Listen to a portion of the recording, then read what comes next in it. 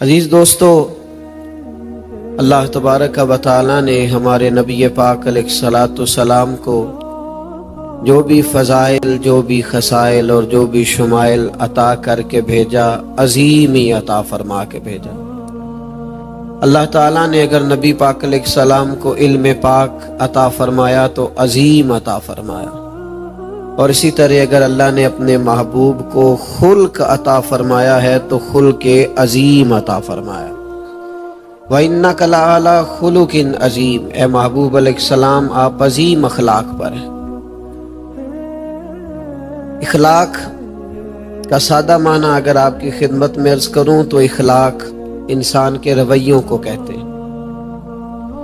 ہمارے عرف میں لوگ یہ سمجھتے ہیں کہ صرف میٹھا بولنے کا نام اخلاق ہے۔ میٹھا بولنا بھی اخلاق کا ایک حصہ ہے، لیکن میٹھا تو بعضوں کا لوگ اپنے مطلب کے لیے بھی بولتے ہیں، ٹریننگ کے طور پر بھی میٹھا بولتے ہیں۔ بعض سیلز مین کی تربیت کی گئی ہوتی ہے تو اس لیے بھی وہ میٹھا بولتے ہیں۔ تو یاد رکھیے گا، میٹھا بولنا بھی اخلاق ہے، لیکن سچ بولنا سب سے بڑا اخلاق ہے۔ دیانتداری اعلیٰ اخلاق کی علامت۔ آپ کے اندر خودداری کتنی ہے، عزت نفس، وقار، حرص سے، ہوس سے، لالچ سے، کسی کی جیب کی طرف دیکھنے سے آپ کتنے بے نیاز ہیں، یہ اعلیٰ اخلاق ہے۔ اور پھر یہ کہ آپ کے اندر حلم کتنا ہے، بردباری کتنی ہے، آپ کے مزاج میں غنا کتنا ہے، سخاوت کتنی ہے، آپ اعصابی طور پر مضبوط کتنے ہیں، یہ ساری چیزیں اخلاق کا حصہ ہیں۔ نبی کریم صلی اللہ تعالی علیہ وسلم نے اپنے میلاد پاک کے، اپنی تشریف آوری کے جو مقاصد خود بیان فرمائے، ان میں سے ایک مقصد سرکار نے یہ بیان فرمایا کہ میں تمہارے اخلاق کی تکمیل کرنے کے لیے آیا، تمہارے اخلاق کو بہتر کرنے کے لیے آیا۔ اپنی زندگی کے اندر بعض رویوں کو تبدیل کرنے کی مسلمانوں کو بہت ہی زیادہ ضرورت ہے۔ ہم جب دنیا میں جاتے ہیں اور عالم دنیا کو دیکھتے ہیں تو ہمیں احساس ہوتا ہے کہ صرف تقریر سے یا صرف تحریر سے انقلاب نہیں آیا کرتا۔ جب آپ بولتے ہیں، جب آپ بات کرتے ہیں تو پھر لوگ اس کی روشنی میں آپ کے کردار کو بھی دیکھنا چاہتے ہیں۔ آپ جو بیان کر رہے ہوتے ہیں، جو آپ اپنا دین، عقیدہ، نظریہ، تعلیمات بیان کر رہے ہوتے ہیں، لوگ آپ کو عملاً اس میں ڈھلا ہوا بھی دیکھنا چاہتے ہیں۔ نبی کریم صلی اللہ تعالی علیہ وسلم کے اخلاق عالیہ میں بڑی وسعت ہے۔ اللہ نے محبوب پاک علیہ الصلاۃ والسلام کو بڑے وسیع اخلاق عطا فرمائے۔ ان میں سے ایک اہم بات یہ ہے کہ اللہ نے اپنے محبوب کو اعصابی طور پر، فکری طور پر بڑی توانائی عطا فرمائی۔ حضور صحابہ فرماتے ہم سب سے زیادہ سخی تھے اور ہم سب سے زیادہ بہادر تھے۔ یہ جو بات بات پر انزائٹی، ڈپریشن، ہاتھ پیر پھولنے لگ جانا، گھبرا جانا، ابھی کوئی کام ہوا ہی نہیں اور اس کو سوچ کر ٹینشن کا شکار ہو جانا، یہ بندہ مومن کا شیوا نہیں ہے۔ بڑی جلدی کسی کو دیکھ کر مرعوب ہو جانا، اور بالخصوص نوجوان نسل کے اندر جو بات پیدا ہو رہی ہے کہ گھبراہٹ ہے، انزائٹی ہے، پتہ نہیں مجھے کیا ہے۔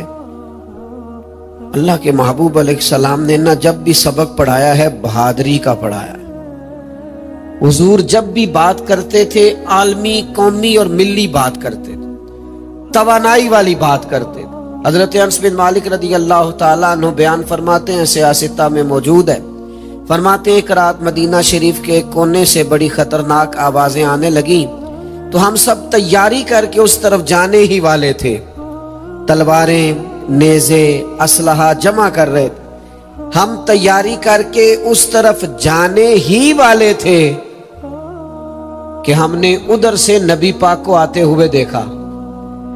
ہم ابھی جا رہے تھے اور حضور وہاں سے ہو کر واپس تشریف لا رہے تھے، اور کریم نے ہمیں آ کے فرمایا آرام سے سو جاؤ، آرام سے سو جاؤ، میں دیکھ آیا ہوں، خطرے والی کوئی بات نہیں۔ دلیری، آپ کی مزاج کے اندر گھبراہٹ نہ ہو، آپ بڑی جلدی بے چین نہ ہو، آپ بڑی جلدی گھبرا نہ جائیں۔ نبی کریم علیہ الصلوۃ والسلام بڑی بات اور دلیری والی بات اور عظیم بات کرنے کے ہمیشہ سے قائل تھے۔ تھکی باتیں کرتا ہے میری ملت کا جوان، مایوس بولیاں بولتا ہے، یہ کہتا ہے حالات بڑے خراب ہیں، بس جی کچھ بھی نہیں ہو سکتا۔ یہ معاذ اللہ ثم معاذ اللہ غلط رستہ اختیار کرنے کے چکر میں پڑ جاتا ہے، یہ بلا وجہ الجھنے کی کوشش کرتا ہے۔ دوستو یاد رکھیے گا اور سمجھ لیجئے گا اس بات کو کہ آپ کو فکری طور پر تازہ دم ہونے کی ضرورت ہے۔ اللہ کے حبیب علیہ السلام ایک سفر سے واپس آئے، بس جی بیٹھ جائیں آپ دوست، انتظامیہ والے دوست بھی بیٹھ جائیں، مہربانی کریں آپ چھوڑ دیں، میری طرف توجہ کریں۔ سرکار ایک سفر سے واپس تشریف لائے، تو ہم سفر کرتے رہتے ہیں، سفر انسان کو تھکا دیتا ہے، بعض اوقات مشکل ہوتی ہے جب آپ مسلسل سفر میں ہوتے ہیں نا، اور دو مسئلے تو ضرور پیدا ہوتے ہیں، ایک تو نیند نہیں پوری ہوتی، اور ایک یہ ہوتا ہے کہ آپ اعصابی طور پر، میری طرح کا آدمی جو مستقل مسافر ہے تو پھر مسئلے دو ہی تھے، عمر بھر حل نہ ہوئے، ایک نیند پوری نہ ہوئی اور دوسرا خواب مکمل نہ ہوئے۔ مسلسل سفر بندے کو تکان میں مبتلا کرتا ہے۔ میرے عزیزو، سرکار سفر سے واپس تشریف لائے تو آثار سفر تھے حضور پر۔ نبی کریم علیہ السلام کی سب سے چھوٹی اور لاڈلی شہزادی حضرت سیدہ فاطمہ رضی اللہ تعالی عنہا حضور کو دیکھ کر پریشان ہو گئی، کپڑوں پر جسم پر آثار تھے سفر کے، پریشان ہو گئی اور عرض کرنے لگی، یا رسول اللہ صلی اللہ تعالی علیہ وسلم، آپ دین کے لیے کتنی مشقت اٹھاتے ہیں، اب ہمارا حال یہ ہوتا ہے کہ ہمارا کوئی ایک دکھ بیان کرے نا تو ہم کہتے ہیں بیٹا تمہیں تو ایک کا پتہ ہے، میرے پاس تو پیچھے کتاب ہے بہت بڑی، میں نے تو بڑی آزمائشیں دیکھی، ہم تو کتاب۔ سیدہ پاک نے عرض کی، یا رسول اللہ آپ کتنی دشواری اٹھاتے ہیں، لیکن محبوب نے تو اس بات کو عالمی رنگ دے دیا، ملی بات کر دی۔ کریم فرمانے لگے، فاطمہ آپ کے والد کو اللہ نے بڑے مقاصد کے لیے دنیا میں مبعوث فرمایا ہے، بڑے مقاصد کے لیے فرمایا، نہ کوئی مکان کچا بچے گا نہ پکا بچے گا، اور نہ کوئی جھونپڑی بچے گی جہاں اللہ تعالی ہمارے دین کے پیغام کو پہنچا نہیں دے گا۔ تو ہم نے هو الذی ارسل رسولہ بالہدی والدین الحق لیظہرہ علی الدین کلہ، یہ دین غالب ہونے کے لیے آیا ہے، تو آپ کو بہادری کے ساتھ، دلیری کے ساتھ آگے بڑھنا ہے۔ تو ایک تو حضور سے ہم نے یہ سیکھنا ہے کہ آپ کے مزاج میں گھبراہٹ نہ ہو، پریشانی نہ ہو، اور دوسری بات حضور کو حلم بڑا پسند ہے، بردباری بڑی پسند ہے، طبیعت کا ٹھہراؤ، ذرا تھوڑا حوصلہ کرنا، ذرا تھوڑا سا نا قرآن مجید کا مطالعہ کریں تو 100 کے قریب آیات ہیں کم و بیش جو صبر کی بات کرتی ہیں، 500 کے قریب احادیث و آثار ہیں جو صبر کی بات کرتے ہیں۔ جب تک حلم پیدا نہیں نہ ہوتا زندگی میں، ٹھہراؤ، آپ چند قدم نہیں چل سکتے۔ لیکن ہمارے ہاں جلد بازیاں، بے چینیاں، پریشانیاں، اور ہر آدمی کو کوئی شارٹ کٹ راستہ چاہیے۔ اگر آپ مجھ سے ناراض نہ ہو تو ہمارے بچے خواب دیکھتے ہیں کہ میں سویرے اٹھوں تو بس ہر چیز ٹھیک ہو چکی ہو۔ او میرے بھائی، آپ کو بردباری سے، حوصلے سے، آپ ڈاکٹر کے پاس جائیں، اچھے سے اچھے ڈاکٹر کے پاس چلے جائیں، کبھی آپ سے نہیں کہے گا کہ یہ دوائی لے جاؤ اور ساری کھا لینا جاتے ہی، پورا پتا گولیوں کا اور سیرپ سارے پی لینا، کبھی نہیں کہے گا۔ وہ آپ سے کہے گا کہ ایک ٹیبلٹ صبح لینا اور ایک شام لینا، ایک چمچ سیرپ کا صبح لینا اور ایک شام لینا۔ اگر آپ کہیں کہ مجھے جلدی پڑی ہے ٹھیک ہونے کی، میں تو ساری کھاؤں گا، تو ٹھیک ہوں گے کہ اور بیمار ہو جائیں گے۔ او بھائی، بردباری، ٹھہراؤ، حلم۔ حضرت مولا علی شیر خدا رضی اللہ تعالیٰ عنہ فرمایا کرتے کہ عقل کی زکوٰۃ یہ ہے کہ تیرا جب جاہلوں سے مقابلہ ہو نا، وَإِذَا خَاطَبَهُمُ الْجَاهِلُونَ قَالُوا سَلَامًا، پھر تو بردبار رہے، یعنی سامنے والا ان پڑھ ہے تو بھائی تو پڑھا لکھا ہے نا، ایک چھوٹا سا میرا فتویٰ ہے، میری اپیل ہے کہ آپ سارے مجھ سے اختلاف کیجئے گا. کافی ہو گئی جی تصویریں، اللہ جزا دے. ایک چھوٹی سی میری رائے ہے، آپ سب کو اجازت ہے، آپ اختلاف کر سکتے ہیں. یہ رائے میری رائے یہ ہے کہ میاں بیوی کے جھگڑے میں نا زیادہ غلطی میاں صاحب کی ہوتی ہے. نہیں اتنا نہ گھوریں آپ، میں نے اتنی غلط بات نہیں کی، میں نے کہا زیادہ تر اکثر غلطی. اس کی دلیل ہے نا، دلیل یہ ہے کہ عورت بیچاری کی عقل کمزور ہوتی ہے، تو میاں صاحب کی تو پوری ہے نا. تو یہ تو برابر کا جھگڑا کر رہا ہے، یہ تو اینٹ کا جواب پتھر سے دے رہا ہے، تو حالات کیسے ٹھیک ہوں گے؟ میرے عزیز، بردباری، ٹھہراؤ، حلم. یعنی درویش کہنے لگے کہ 14 طبق دلے دے اندر تے اساں تمبو وانگو تانے ہوں، دل دریا سمندروں ڈونگے، کون دلان دیاں جانے ہوں. نبی پاک علیہ السلام کے مزاج میں بردباری. صحیح بخاری مسلم میں حضرت انس بن مالک رضی اللہ تعالیٰ عنہ کی روایت ہے، فرماتے نجرانی چادر محبوب نے اوڑی ہوئی تھی اور قربان جاؤں محبوب خرامہ خرامہ چل رہے تھے. پیچھے سے ایک بدو آیا دیہاتی، اس نے چادر مبارک کو پکڑ کے زور سے کھینچا. فرماتے میں نے خود اپنی آنکھوں سے دیکھا، تڑپ گیا میں، حضور کی نازک گردن پر نشان پڑ گیا. اور جب محبوب نے اس کی طرف پلٹ کے دیکھا تو کہنے لگا بھکاری ہوں، کچھ مانگنے آیا تھا. مجھے بتائیے جو گلے کی چادریں کھینچیں بھکاری، ان کو خیرات ملتی ہے؟ جو زور سے دروازہ کھٹکھٹا دے لوگ کہتے ہیں دوڑ جا. فرماتے ہیں گلے پہ نشان پڑ گیا. جب اس نے کہا نا یا رسول اللہ کچھ مانگنے آیا ہوں، تو فرماتے ہیں میں نے اپنے محبوب کو مسکراتے ہوئے دیکھا. یہ بخاری مسلم میں آپ کو ملے گا، حضور مسکرائے. اور میرے امام نے کہا تھا جس کی تسکی سے روتے ہوئے ہنس پڑے، اس تبسم کی عادت پہ لاکھوں سلام. اور جس کے گچھے سے لچھے جڑے نور کے، ان ستاروں کی نزہت پہ لاکھوں سلام. حضور مسکرائے اور مسکرا کے فرمایا جو مانگتا ہے اسے عطا کر دو. آپ میں ٹھہراؤ. ایک یہودی عالم تھے، ایک دن حضرت بلال حبشی رضی اللہ تعالیٰ عنہ سے کہنے لگے آپ اکثر قرض لیتے ہیں نبی پاک علیہ السلام کے مہمانوں کی خدمت کرنے کے لیے، تو مجھ سے لے لیا کرے، میرے پاس بھی اضافی پیسے ہوتے ہیں. حضرت بلال نے کہا ٹھیک ہے، ان سے رقم لے لی، ایک وعدہ کر لیا، لیکن وہ مقررہ وعدے سے 3-4 دن پہلے ہی آ گئے.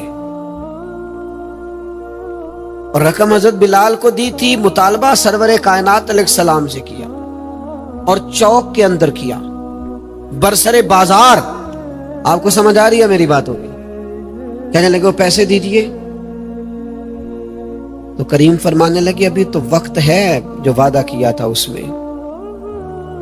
اس نے سخت ترین جملے بولے. حضرت عمر نے تلوار نکال لی تو محبوب فرمانے لگے عمر جلدی نہ کر، ان کو ساتھ لے جا، جتنے ان کے پیسے ہیں نا اتنی کھجوریں تول کے دے دے. حضرت عمر کہتے ہیں میں کھجوریں دے رہا تھا تو وہ آدمی نا مجھ سے چھوٹی چھوٹی باتیں کرنے لگے.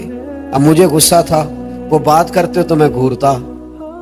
فرماتے ہیں وہ آخر میں کہنے لگے عمر مجھ پہ جلدی نہ کر میرے یار، میری مجبوری سمجھ، میں تورات جاننے والا آدمی، میں نے جان بوجھ کر قرض دیا تھا اور جان بوجھ کر پہلے مطالبہ کیا تھا، اس لیے کہ تورات میں اللہ کے آخری نبی کی جتنی شانیں میں نے پڑھی تھی وہ ساری صفات مدینے والے محبوب میں پائی جاتی ہیں. ایک شان میں نے حضور کی یہ پڑھی تھی کہ جیسے جیسے جہالت بڑھتی جائے گی ان کی بردباری بڑھتی جائے گی، جیسے جیسے کوئی جہالت کرے گا ان کی حلیمی بڑھتی جائے گی. میں نے نا یہ قرض جان بوجھ کر حضور کا حلم دیکھنے کو دیا تھا. اور قربان جاؤں حضور میں کی تو یہ شان بھی وراء الورا ہے. حضرت عمر فرمانے لگے، مجھے کہنے لگا مجھے ساتھ لے جائیں، معافی بھی دلا دیں اور عرض کرے محبوب کی بارگاہ میں کہ مجھے کلمہ بھی پڑھا دیں. حلم پیدا کرو یار. میں کیسے آپ سے عرض کروں کہ اب تو کچھ والدین نے کہنا شروع کر دیا ہے کہ ہم ڈرتے ہوئے اپنے بچوں سے بات نہیں کرتے. بچوں کا لہجہ بردباری والا نہیں، سخت بولتے ہیں. آپ ایک جملہ کہتے ہیں کسی سے اور اس کی رات کی نیند لے جاتے ہیں. آپ صرف 2 منٹ کے لیے صبر نہیں کرتے. اور میں جانتا ہوں کیونکہ ہمارے دلوں میں ایمان ہے تو بہت سارے لوگ بعد میں پچھتاتے بھی ہیں کہ میں نے یہ بات کیوں کی. لیکن اگر قبل بردباری رکھی جائے، وزاداری رکھی جائے، ٹھہراؤ رکھا جائے. ایک تیسرا حضور کا اخلاق، جب کوئی شخص مشکلات میں گھر جائے نا، پھر اس کی مدد کرنا اور اس کی ڈھارس بنانا، یہ نبی پاک کے اخلاق کا اعلیٰ طریقہ ہے. ہمارے ہاں یہ ہوتا ہے کہ جب تک سورج چمک رہا ہوتا ہے نا، سارے اس کی روشنی سے فیض لے رہے ہوتے ہیں، اور جب ڈوب جائے، جب تک کوئی کسی جماعت کا کارکن ہوتا ہے تو تب تک تو لوگ کہتے ہیں یہ بڑا خاص ورکر ہے. پیر صاحب کے آستانے پہ جب تک پابندی سے جاتا ہے منظور نظر ہوتا ہے، اور اگر اس پر قرضے چڑھ جائیں تو، اگر ڈوب جائے تو پھر کہتے ہیں یہ اس کا ذاتی معاملہ ہے. تو بھئی جب تیری ڈیوٹیاں کر رہا تھا پھر ذات نہیں تھی اس کی شامل؟ وہ تیری آنکھ کی چبھن کون پہنچا ہے میرے درد کی گہرائی تک، دور شہرت میں تو یاروں نے کیا یاد بہت، پر ساتھ آیا نہ کوئی کوچہ رسوائی تک. اور سادے درویش نے کہا تھا ساری عمر یاٹا گد ہے، لکھاں کیتے نے پیڑے، پر وقت آیا ہی تے محمد بخشا کوئی نہیں ہو بیٹھا نیڑے. جب حالات اور طرح کے ہوتے ہیں تو لوگ نکل جاتے ہیں. نہیں ہم سہارا. میں نے ایسے تاجر دیکھے ہیں جب تک وہ کروڑوں کما رہے تھے تو بڑے لوگ دروازوں پر تھے اور کیا بات تھی، اور وہ بڑے سخی ہوتے تھے. لیکن پھر ایسا وقت بھی آیا کہ وہ بیچارے نانے جمی کے محتاج ہوئے. حالات بدل جاتے ہیں، اوپر نیچے ہو جاتے ہیں، لیکن پھر لوگ ساتھ چھوڑ جاتے ہیں، پھر لوگ غلطیاں گنواتے ہیں. یہ حضور کا اعلیٰ اخلاق ہے. یہ میرے رسول کائنات علیہ السلام نے ہمیں خاص سمت ہماری توجہ دلائی ہے. حضرت جابر ابن عبداللہ رضی اللہ تعالیٰ عنہ فرماتے میرے والد احد میں شہید ہو گئے تھے، بہنوں کا بوجھ چھوڑ گئے تھے، قرضے بڑے چڑھے ہوئے تھے. مجھے بتائیے ایسا آدمی، اس کا والد چلا جائے، بہنوں کا بوجھ ہو، مقروض ہو، پھر اس کے قریب لوگ جائیں. ہمارے عرف میں تو یہ بے موسمہ پھل ہے. ہمارے ہاں تو لوگ دیکھ لیتے ہیں نئی دوستی کس سے لگانی ہے، نیا تعلق کس سے بنانا ہے. اب ہم نے، مجھے کیا لینے دیجیے، اب نئی پارٹی ہم نے کب ڈھونڈنی ہے، کس طرف ہم نے بڑھنا ہے. وہ کون لوگ ہیں جو دکھوں میں بھی ساتھ رہیں؟ جناب جابر ابن عبداللہ فرماتے میں نے سب عزیزوں سے بات کی، رشتہ داروں سے بات کی، دوستوں سے، لیکن جب ہر طرف سے پریشان ہوا تو پھر مجھے دروازہ رسول کھلا ہوا نظر آیا. میں نے جا کے ساری عرض کر دی، اور نئی سفارشی بنتے یار ہم غریبوں کے، ہم سفارشی بھی مالداروں کے ہوتے ہیں. فرماتے میرے نبی کریم علیہ السلام حضرت عثمان کو بھی بھیج دیتے تو بات بن جاتی، سیدنا صدیق اکبر کی بھی ڈیوٹی لگاتے تو گویا میں راضی تھا. لیکن حضور تو خود تشریف لائے، اور اس شخص سے، یہودی سے جس سے میں نے پیسے دینے تھے، اس سے حضور نے فرمایا تھوڑے لے لے، باقی پھر لے لینا، کھجوریں اس کی پکنے والی ہیں، پر وہ اتنی نہیں کہ تیرا قرض چکا سکے. اس نے کہا نہیں جی مجھے تو سارے لینے ہیں. بخاری میں موجود ہے. حضور نے فرمایا چل پھر جب کھجوریں پک جائیں نا تو مجھے بلا لینا. یعنی نیویں آندا پرونا جے ساڈا نبی، جب کھجوریں پک جائیں تو مجھے بلا لینا. حضرت جابر ابن عبداللہ فرماتے ہیں کھجوریں پک گئیں، کھجوریں تھوڑی تھیں، پیسے زیادہ دینے والے تھے. حضور بنفس نفیس آئے اور میرے کھیت میں خود چکر لگایا. کچھ دیر میرے ہاں حضور رکے. ایک غریب نے کسی بادشاہ کو گھر بلا لیا تو اس علاقے کے سارے چودھری اکٹھے ہو کے چلے گئے. کہنے لگے وہ غریب آدمی ہے، تو کس کے گھر جا رہا ہے؟ ہمارے گھر آ، ہماری حویلیاں بڑی ہیں. بادشاہ کہنے لگا میں زبان دے بیٹھا ہوں، اب میں جاؤں گا اس کے گھر. اس غریب کو بھی پتہ چل گیا کہ سارے چودھریوں نے جا کے کہا ہمارے گھر آؤ. بہرحال بادشاہ آیا کچھ گھڑیوں کے لیے، چلا گیا. اور جب وہ بادشاہ جا رہا تھا تو وہ غریب پتہ کیا کہتا ہے؟ کہنے لگا بادشاہ سلامت، آپ بادشاہ ہیں، آپ نے بادشاہ ہی رہنا ہے، پر یہ جو تھوڑی دیر میرے گھر آئے ہو نا، مجھے بھی بادشاہ ہی بنا رہے ہو.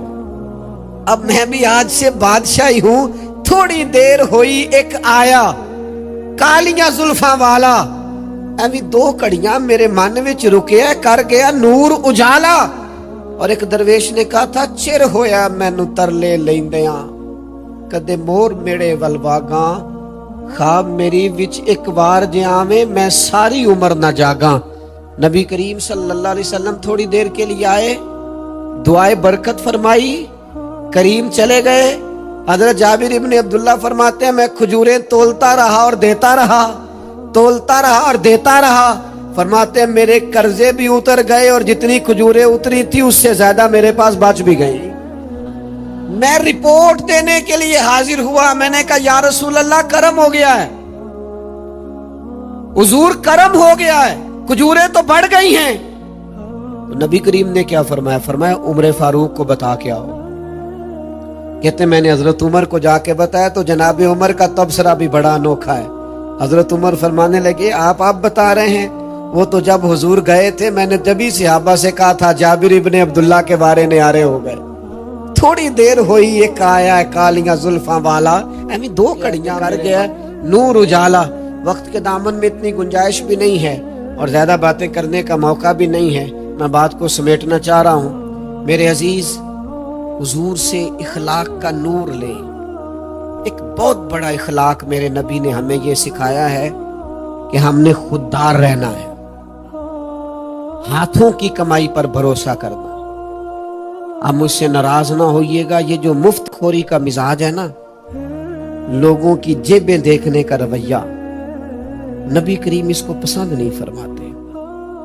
حضور نے اپنی امت کو سخاوت سکھائی, باقاعدہ بیعت لی. حضرت حکیم بن حزام کہتے ہیں بیعت لی بعض لوگوں سے.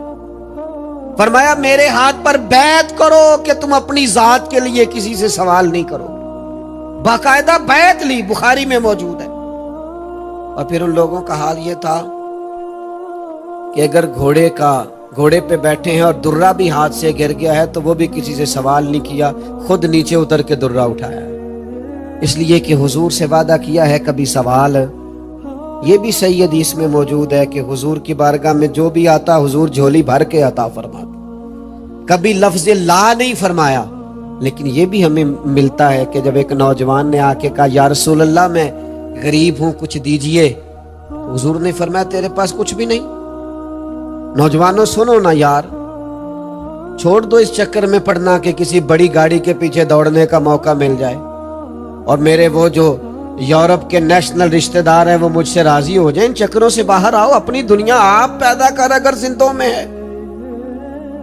نوجوان نے آ کے عرض کی یا رسول اللہ کچھ دیجئے, تو حضور فرمانے لگے آپ کے پاس کچھ بھی نہیں؟ یا رسول اللہ ایک کمبل اور ایک پیالہ میرے گھر میں ہے, نہیں ملے گا آپ کو ڈھونڈنے سے بھی ایسا غریب جس کے گھر میں ایک ہی کمبل اور ایک ہی پیالہ ہو. حضور نے فرمایا لے آؤ. وہ لے آئے. محبوب نے بولی لگا دی کون خریدے گا؟ ایک صحابی نے کہا 1 دینار, ایک نے کہا 2 دینار. حضور نے 2 دینار میں بیچ دیا. فرمایا جو 1 دینار کا کھانا لے جا اور 1 دینار کا کلاڑا خرید کے لا. وہ کلاڑا خرید کے لائے تو اس میں دستہ نبی پاک نے اپنے دستے مبارک سے لگایا. فرمایا جا کے جنگل سے لکڑیاں کاٹ کے بیچ, کھا بھی اور کھلا بھی, پہن بھی اور پہنا بھی. 15 دن نظر نہ آنا, مانا کیا فرض نماز کے علاوہ نہ آنا. 15 دنوں کے بعد آئے تو حضور نے فرمایا اب کیا حال ہے؟ عرض کی یا رسول اللہ پہلے گھر کا ایک پیالہ تھا, میرے سارے گھر کے برتن بن گئے. پہلے ایک کمبل تھا, اب سارے گھر کے بستر بن گئے. اقبال نے اپنے بیٹے سے کہا تھا پتر دیار عشق میں اپنا مقام پیدا کر, نیا زمانہ نئے صبح و شام پیدا کر, اور میرا طریق امیری نہیں فقیری ہے, خودی نہ بیچ غریبی میں نام پیدا کر. نبی پاک علیہ السلام پسند نہیں فرماتے کہ اپنی ذات کے لیے لوگ کشکول طلب دراز کریں. خدا را اپنی دنیا آپ پیدا کریں, اپنی مٹی پہ چلنے کا سلیقہ سیکھو. سنگ مرمر پہ چلو گے تو پھسل جاؤ. نبی کریم نے اپنی امت کو قدموں پہ کھڑے رہنے کا کہا ہے. فرمایا سب سے بہترین رزق وہ ہے جو تم 2 ہاتھوں کی محنت کر کے کھاتے ہو.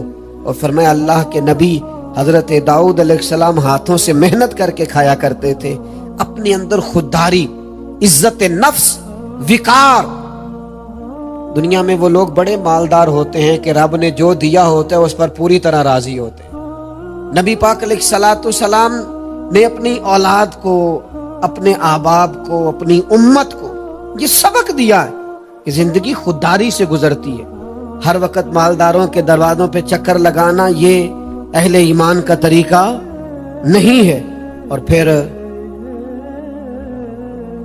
ایک بات کر کے اپنی بات کو سمیٹتا ہوں، سب سے زیادہ ضروری یہ ہے کہ ہم اپنے آپ پر محنت کریں، اپنے اخلاق کو درست کرنے کے لیے عملاً جد و جہد کریں۔ ہم نہ دین کو مناتے ہیں، دین صرف منانے کے لیے دنیا میں نہیں آیا، دین تو اپنانے کے لیے دنیا میں آیا۔ جب آپ اسے اپنا لیں گے نا تو اس کا معنی ہے آپ روز منا رہے ہیں۔ اور پھر سنت اور شریعت کا مطلب بھی 2-3 سنتیں نہیں۔ میں نے الحمدللہ شروع سے داڑھی رکھی ہے، کبھی ضرورت نہیں پڑی، میں نے کبھی خط بھی نہیں کرایا، بچپن سے ہے تو ضرورت ہی نہیں ہے۔ اور امامہ تو زمانہ بیت گیا، لیکن صرف داڑھی پگڑی امامہ ہی سنت نہیں، سچ بولنا بھی حضور کی سنت، کبھی کبھی فاقہ کرنا بھی نبی پاک کی سنت، دل صاف رکھنا بھی حضور کی سنت، ہر وقت دوسروں کا بھلا کرنا یہ بھی نبی پاک کی سنت، ہر وقت دوسروں کی ہدایت کے غم میں مبتلا رہنا یہ بھی حضور کی سنت، ہم کس طرح کر کے کسی شخص کے لیے خیر کر سکتے ہیں یہ بھی نبی پاک کی سنت۔ 2-4-5 سنتوں میں دین کو آپ بند نہیں کر سکتے۔ اسوہ حسنہ بڑا وسیع ہے، آپ کو وہ ساری چیزیں اپنانی ہیں جو نبی کریم علیہ السلام نے ہمارے لیے سنت چھوڑی ہے۔ ہمیں لوٹنا ہوگا واپس۔ جس آدمی کے اخلاق ٹھیک نہیں ہوتے وہ سب سے زیادہ خود تکلیف میں ہوتا ہے۔ کسی پہ غصہ کرنے کے بعد کبھی بھی بندے کو سکون نہیں ملتا، وہ تکلیف میں ہوتا ہے۔ جس بندے کا اخلاق برا ہوتا ہے سب سے پہلے اس کے گھر والے تکلیف میں آتے ہیں۔ گھر میں اعلیٰ قسم کا کھانا ہو اور کشادہ گھر ہو اور ساری نعمتیں موجود ہوں، لیکن اگر خامند کا لہجہ تلخ ہو تو بیٹی رہ نہیں پاتی وہاں، اور سارا کچھ موجود ہو اور بیوی کا انداز تکلم ٹھیک نہ ہو تو خامند کا گھر میں گزارا نہیں ہوتا۔ خدا را اخلاق تو اتنی بڑی چیز ہے کہ 3 دفعہ نبی کریم نے فرمایا تمہیں پتہ ہے تم میں سے میرا سب سے زیادہ پیارا کون ہے اور قیامت میں میرے سب سے زیادہ قریب کون ہوگا؟ تمہیں خبر ہے میں سب سے زیادہ محبت کس سے کرتا ہوں اور قیامت میں میرے سب سے زیادہ قریب؟ 3 دفعہ بیان کرنے کے بعد فرمایا میرا سب سے زیادہ پیارا وہ ہے اور میں سب سے زیادہ محبت اس کے ساتھ کرتا ہوں، اور قیامت میں میرے سب سے قریب وہ ہوگا جس کے اخلاق زیادہ اچھے ہوں گے۔ اپنے کردار و عمل میں تبدیلی لانے کی ضرورت ہے۔ اب تو بھائی تقریریں سنتے، باتیں کرتے، ایک زمانہ بیت گیا، اب تو ہمیں لوٹنا چاہیے۔ امام جعفر صادق رضی اللہ تعالیٰ عنہ سے کسی نے کہا تھا میں دین کی تبلیغ کرنا چاہتا ہوں، کوئی طریقہ بتائیں۔ آپ نے فرمایا سادہ سا طریقہ ہے، تو دین پہ عمل کرنا شروع کر دے، دین کی تبلیغ ہونا شروع ہو جائے گی۔ ایک ہے گھر میں نماز کا لیکچر دیا جائے اور ایک ہے گھر میں نماز پڑھی جائے۔ گھر میں نماز پڑھے تو وہ 3 سال کا بچہ جسے پتہ بھی نہیں نہ ہوتا نماز کیا ہے، وہ بھی مصلی پہ آ کے لیٹ جاتا ہے، مجھے بھی سجدہ کرنا۔ تو عملاً اپنی زندگی میں جب نفاذ دین کریں گے تو بہت ساری برکات حاصل ہوں گی۔ اللہ کی بارگاہ میں دعا کرتا ہوں اس مختصر وقت میں جو عرض کر پایا ہوں اللہ قبول فرمائے۔ بات کرتے ہوئے کہیں سبقت لسانی سے یا کسی بھی طرح بھول گیا ہوں تو اللہ درگزر فرمائے۔ وما علینا الا البلاغ۔